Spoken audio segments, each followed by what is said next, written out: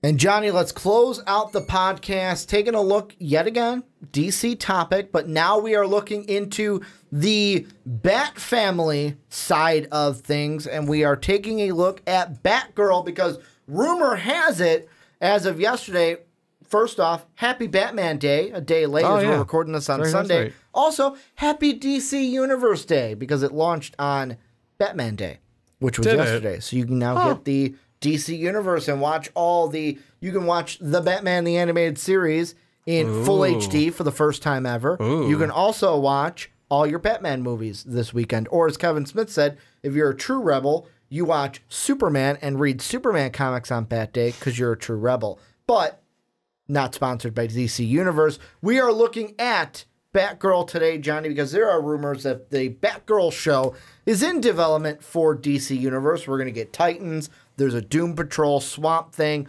Harley Quinn, adult animated show that is going to be on there, which it's funny when they say adult animated show because whenever I hear that, I'm like, oh, so it's going to be like a XXX show for adults on DC Universe. That's a joke. I know it's not going to be. It's just going to be more violent. Yeah. That's what they mean. But it's just funny. Whenever I hear adult in front of something like that. It doesn't make you... It doesn't make you think violence. It makes you think... something else. Something else, which might be good for, Pornhub or something like that. But basically, this is from Fandom Wire. And according to Fandom Wire, Warner Bros. TV is pushing ahead with a more original TV series. They report that the studio has signed off on a 13-episode season of Batgirl with production to begin in February of 2019 ahead of a potential 2020 release date alongside the adult animated Harley Quinn series. The showrunner has yet to be announced, but the site speculates that Jessica Jones showrunner Melissa Rosenberg, who is departing from Marvel Netflix to work for Warner Brothers, is a strong contender. So the question I want to ask you, Johnny, is contender, which is basically this: will Batgirl work better as a TV series for DC Universe rather than a movie for like the DCEU? I think so, because it lets you introduce different parts of the Bat family if you really wanted to, and not that necessarily they're connected to the DCEU. Yeah. But it allows you to have that opportunity. So like, hey, this is Nightwing. Hey, this is Robin. This is this person. This is this one, et cetera, et cetera. Well, and different villains. Yes, that's what I was going to say next. There are so many Batman villains. Thanks for interrupting. To where it's like you're not locked into this is our villain for this movie. Exactly. But even so, even if it's like casual watchers can start learning about that if they start liking that stuff. It's like, oh, I want to check this out. Oh, so that's what that villain is. That's what that villain is. Then they see it in the movies. They're not completely confused. Yeah, and I mean another thing for me too with this and why I think I like it more as a TV series is basically because everything is not meant for the silver screen. Yeah. For the movie. Like for a movie, it's like, okay, we're going to have a singleized story, and this is what it's going to be. It can take place over a week, like Infinity War, but that was a singularized story. Whereas a TV show, because you have 13 episodes, allows you to take a look at different things. Like, you can see Batgirl, how she interacts with Batman, how she interacts with, depending on a Nightwing or a Robin. You could have crossover between... You have Robin for Teen Titans. Maybe the Titans, when they develop, like in future seasons, crossover you get them develop in where you have crossover, like what we see with the CW. Not crossover, but Birds of Prey type of crossover. Yes, I mean you can start to introduce that side of it too, and I feel like Gotham City Sirens, isn't she sort of part of that? Well, Gotham City Sirens, that's I don't villains, even know. Isn't it? It was Gotham City Sirens. Now it's developed into the Birds of Prey movie. Okay, but what I'm saying is like you can throw in a Gotham City Sirens storyline in there. Ooh, no. Gotham City Sirens was Harley Quinn, Poison Ivy, and Catwoman. Okay, well then... So that was the villain side of it. Birds of Prey then storyline? I don't remember. And then to be honest, like... You're the Bat Family guy. With the Batgirl TV series, yeah. You know what then you also don't have to do right away? Paralyzer. you don't even have to paralyze her at all, because once you paralyze her, she's not fucking Batgirl. No, she's so I Oracle. mean, like in the movies, it was like, yeah, okay, we're getting a Batgirl movie, but it's like, when are you going to go through? Are you eventually going to do that and make her Oracle for like a Batman movie? With this one, it also allows you to. For me, I just like it better. Like, I never really.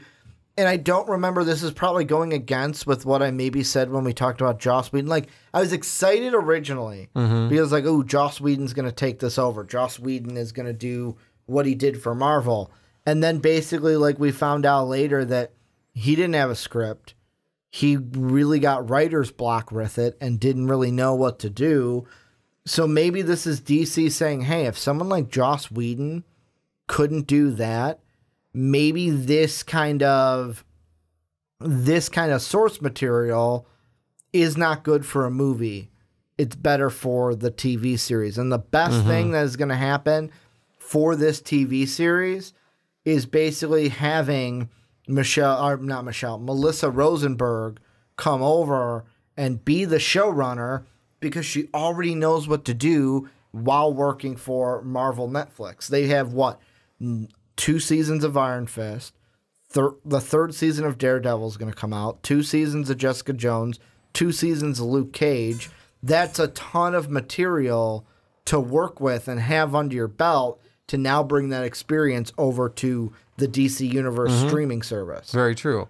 I mean, yeah, if they can get her to step away from that to work on the other, sure. But I mean, it just gets anyone that's like that. Has that experience, pull them over and have them do it. And like, I know even if it's a TV series, like they were on, like if you have someone that was directing Mad Men, or someone that was directing, I don't want to say The Walking Dead, that's a little different, but Into the Badlands would be a good one to pull someone off of to direct that.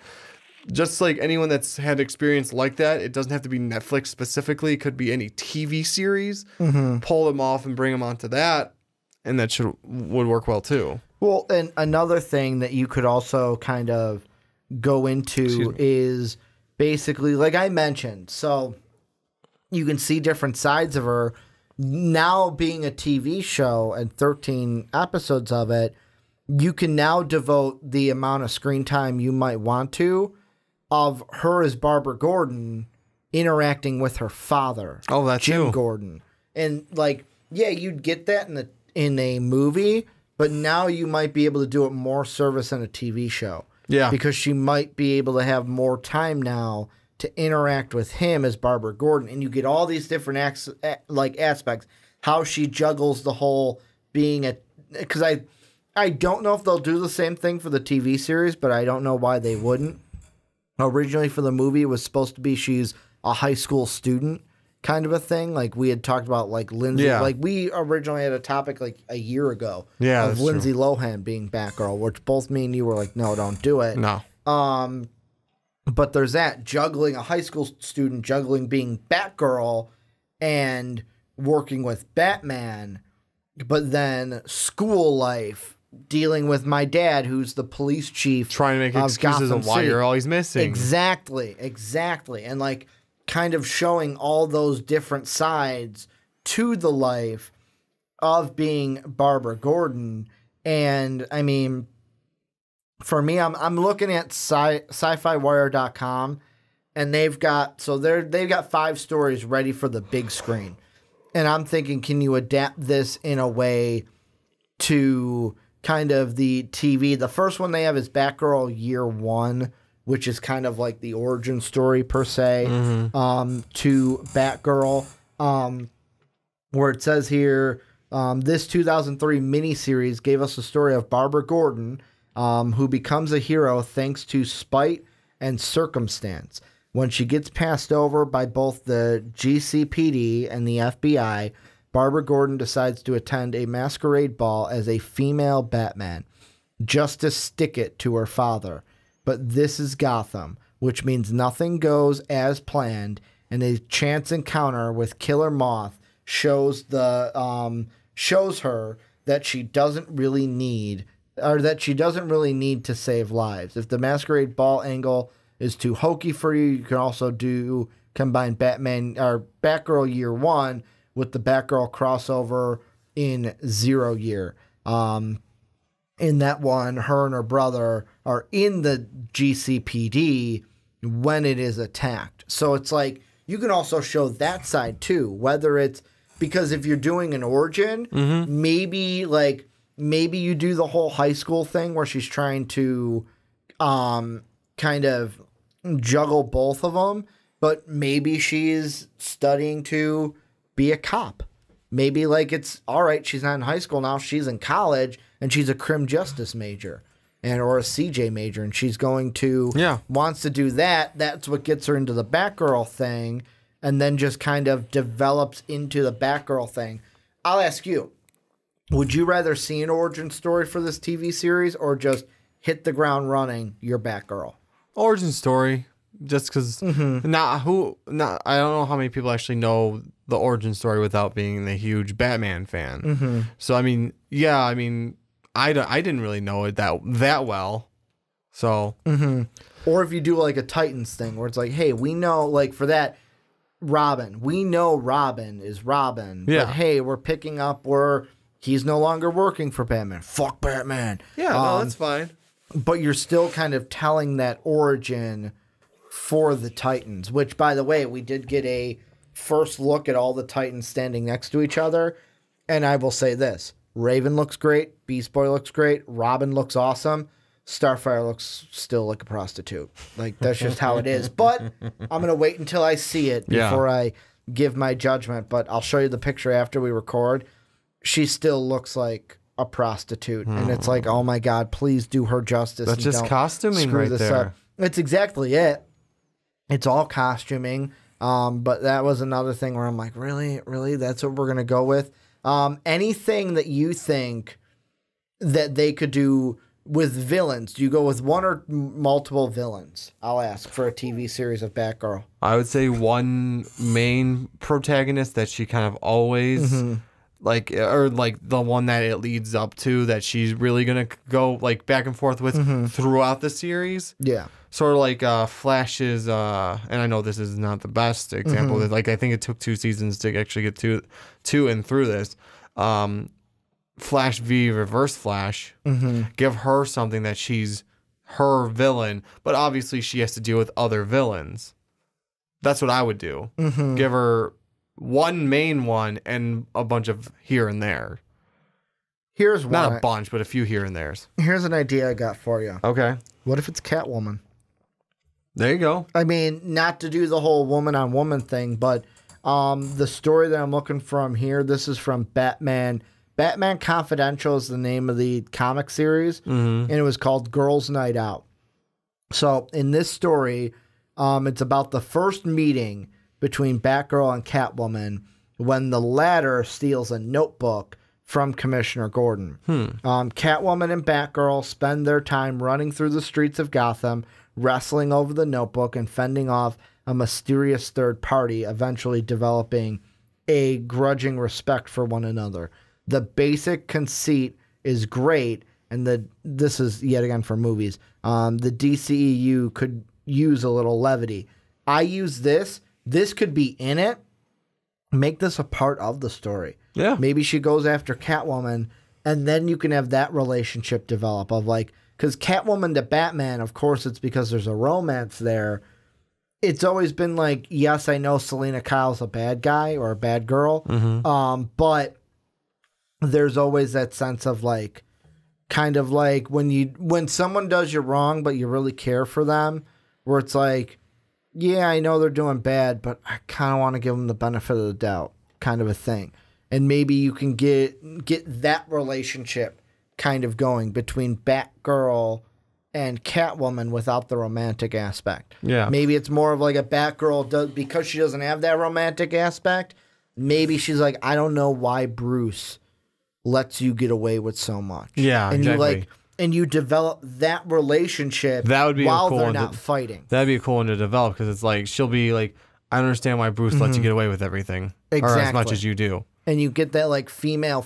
It's more of like a friendship, but it's not really a friendship. Because you know what I'm saying? Selena is like, yeah, she's out for herself. She's out to take care of herself. But when push comes to shove, She's not going to let something horrendous happen to someone. Exactly.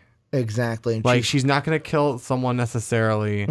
She's just, I want whatever I'm going after, whatever I'm stealing, so I can take care of myself. No, and that's exactly it. So it would be an interesting dynamic, especially since Batgirl will be harder on her than Bruce will because there's no romantic relationship there. There's one more I'm looking at, and I just want to read before I want to bring it up. So I'll just read what it says here. So this is Shadow of the Bat. This is from a different article. This one is an animated entry, but don't underestimate it. Shadow of the Bat is one of the most distinct portrayals Barbara's ever had, and one of the strongest stories in all of the Batman animated series. It's a complete package of Batgirl 101, including defying a curmudgeonly Batman's orders, defending James Gordon's honor while he awaits trial, friendly rivalry with Robin, and a clear-eyed avertness that no man, whether well-intentioned or villainous, can damper. Here's another thing I throw out is the thing with relationships, and maybe you can cross Robin into, like, cross Robin meaning Jason Todd. Yeah. Because the one scene we've already seen, I don't know if you've seen it, I'll show you after the podcast. On Batman Day yesterday, they dropped like a Jason Todd scene for Titans. And it's basically, dude, it's phenomenal in my mind because it's Jason Todd and Robin standing next to each other. And it's Jason Todd talking like, dude, this is awesome. I get to beat up bad guys. I get to do this. I even get to drive the Batmobile. And Dick just looks at him and goes, he lets you drive the Batmobile? And he's like, yeah. And it's like, oh, man, they're playing into that, like, Dick Grayson hates Batman right now. And now you've got this kid that's basically like, dude, it's awesome being Robin. He's showing more of, like, it shows that characteristic to Jason Todd to where it's like the thing that he is that all the Robins aren't is I just want to beat the crap out of you. And I am going to go full blast at you and just beat you to a bloody pulp and have no control over it, where Batman has to kind of temper that back. Yeah. And you also get that little jealousy of like, yeah, I even got to drive the Batmobile. And a guy who already hates Batman, you got to do something that I never got to do. And you get that little bit of jealousy. If that from that relationship that I've already seen, like the 30-second clip, if you could do that with Batgirl and like a rivalry with Robin crossing him over into it, having a relationship with her and her father, her and Catwoman, even her and Batman, because Batman's like the old man that's just giving her orders, and it's like, why are you doing this? Yeah. It's kind of like the Dick Grayson thing of like, I'm a grown woman, I can do it myself. Like I can help out. It's like, no, we need to keep you safe because Batman feels like he's got to keep everyone safe. Or to throw it out there because you said maybe she's college level since she gets denied by the GCPD and the FBI that that make the relationship with Nightwing instead. Yes. Well, and that's because that would also kind of like lead a slight jealousy, from her and Dick because he's in the GCPD. That's a thing that's also true that we didn't throw out is how many seasons of Titans will we have by this time? Exactly. Because Titans season 1 is this year. I'm assuming they'll have another season in 2019. They could be on their 3rd season by 2020. So at that time, Robin could be Nightwing. Yeah. Kind of a thing. So, I mean, there's a lot of stuff they can do with it. I like the possibilities of a TV series over a movie. I just feel a movie is too, like, here is your box. And if you don't nail your box, then it's going to be bad. Where a TV show, those lines, the box kind of moves more into a rectangle and gets a little bigger. A good analogy, at least to me, is the movie is a room. The box is the TV series is a hallway. Yeah, I could see that. Or another one I'll throw at you. A movie is like Uncharted, where it's like, hey, here's your story, and I am dragging you through this linear story, whereas a TV series is like Arkham Knight or Spider-Man. Yes, there's a story, but there's this huge open world to explore as well. There's several different things to do, not just this one linear story that takes you from point A to point B all the way to the end of the story. So, but not like Skyrim. It could be kind of like Skyrim, where there's so it's not going to be as long as Skyrim, or as open world. Yeah, exactly. We don't get to create our own Batgirls, but yes, kind of not exactly like Skyrim. Any final thoughts before we wrap this shindig no, up? I think it would be better as a TV series, though. Well, this is where you guys come in. Let us know what you guys think about a Batgirl TV series. Would you be excited for it? Do you think it should be a movie? What are your thoughts down below? Also, here at the end, make sure to check out patreon.com/mostvaluablepodcast, where you can help out MVP each and every month. And you can join a podcast if you join us at our $10 tier. You can also buy yourself an MVP t-shirt. That's also at mostvaluablepodcast.com, where you can catch MVP each and every day. And last but not least, if you're on iTunes, you're on Apple Podcasts, you're on YouTube, but you have those two things, please go ahead and give the Rick and Johnny podcast a 5-star rating. It would really mean the world to us. And then type in a little something about why you like listening to the podcast each and every week. I want to thank you guys for watching on YouTube. Thank you guys for listening on podcast services around the world. And as always, have a good day, everybody.